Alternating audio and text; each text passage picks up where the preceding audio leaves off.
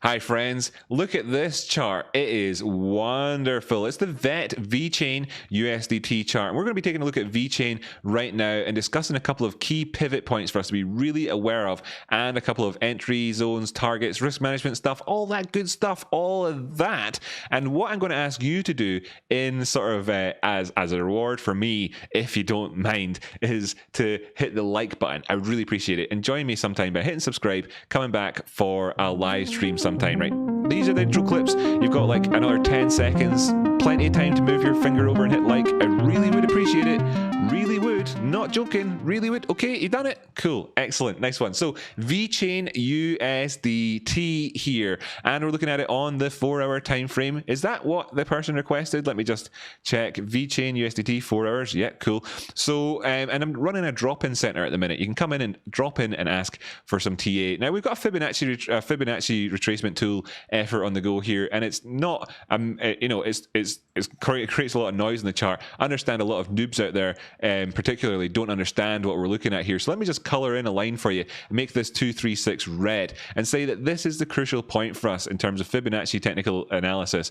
And this is a 4-hour time frame. You can see that this crucial price point for us lines up with another crucial price point of the 21 EMA just here as well, and that this is giving us confluence. Okay, so we've got a couple of things at once showing us that if we drop down past this area, we could be looking down further on down. Now, there's 3 targets that you generally will be looking to if you push past the 236 on this. By the way, I'm just getting the negative stuff out of the way first because I can wrap up with the positive stuff very, very quickly, and that'll be good. But I'm just giving you the risk management section. It's probably the most important part of trading.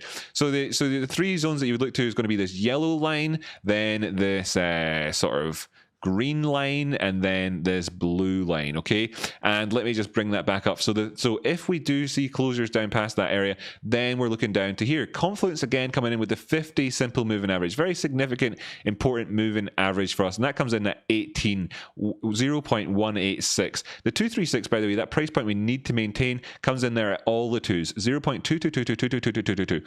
Then we could be looking down here. It's quite likely actually that you see a bounce from that zone. However, movements down past the 236 give you a 70% chance that you're going to be taking out all, we've got a 70% chance you're going towards the 236 easily at that point, so it makes it easy to trade. But then of course as well, there's a big chance you go down to one of these 2 zones. And in fact, typical retrace areas are the 50%, and that comes in at 15.6, and then the 618. Now there's 2 lines at this 618 for us right here in the 4-hour time frame, and there's this blue one and this one over here, which will also make blue, and this is called the golden pocket. Okay, and this golden pocket, you can see, has its own additional confluence for it. So we've got 3 key areas and 3 key doubling up confluences using Fibonacci and moving average theory here. Wow, all on the 4-hour time frame, all for free. Why have you not hit the like button, especially when I practically begged you to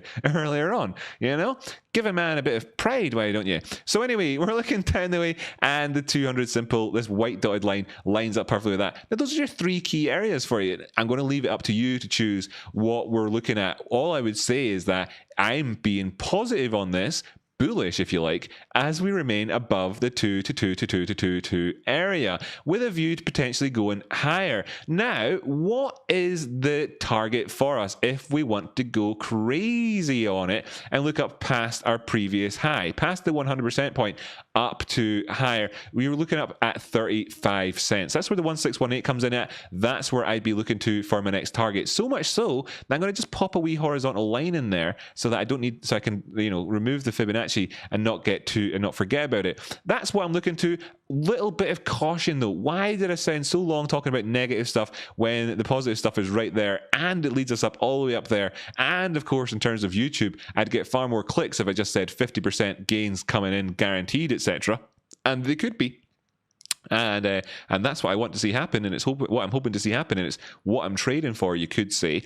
But there's a big problem for us, and it's actually quite obviously visible if you look between the high here and the next high, and the low and the next high, compared to the high, the previous high up to the previous high up to the previous high, and the previous low up to the previous high. If you look in between those two areas, and let me just show you in terms of a visual representation, because nobody does this, nobody takes the time to, is one reason, but also what you'll find out there in the world of technical analysis is that nobody really understands this. They don't understand it, and I can actually not only help you understand it, but I can actually show you in a visual way what it is that we're looking at in terms of what the numbers behind divergence really show you. And it's like the difference between these two triangles that I'm drawing in just here. Now, if we were to say that that positive price action is acute and divergent price action was somewhat obtuse, then you can see the difference between these two triangles, looking at the high to the high, from the low to the high, and again doing the same thing there afterwards here, and showing you, and of course it's much worse if I use the actual high, showing you then that you've got this divergence down below. Boom!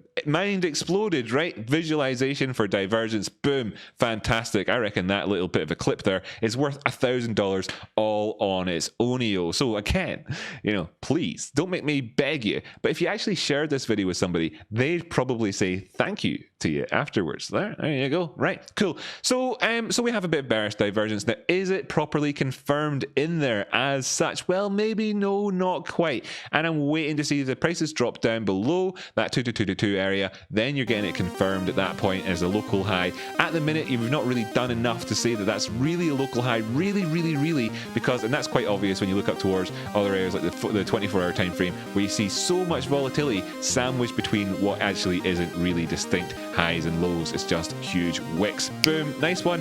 Hit the like button. I've asked you now 1,000 times, so if you haven't done it by now, then hit the unlike button, right? Do one of the two. Like, let me know. And it's crazy that I'll see lots of views and hardly any likes. Go ahead. If you don't like what you're seeing, please let me know by hitting the unlike button. I hate all of these sitting on the fence types.